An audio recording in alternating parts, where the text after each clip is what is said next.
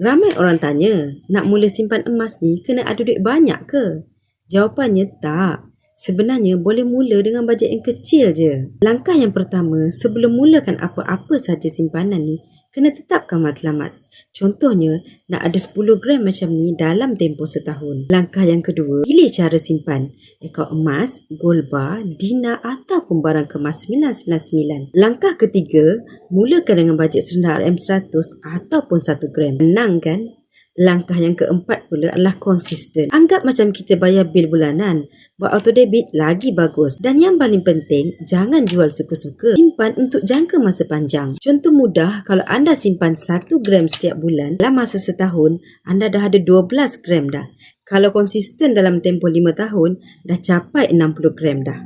Nak belajar cara simpan emas dengan betul, walaupun dengan bajet yang kecil, follow saya sekarang. Mulakan hari ini dengan bajet serendah RM100 ataupun 1 gram sahaja.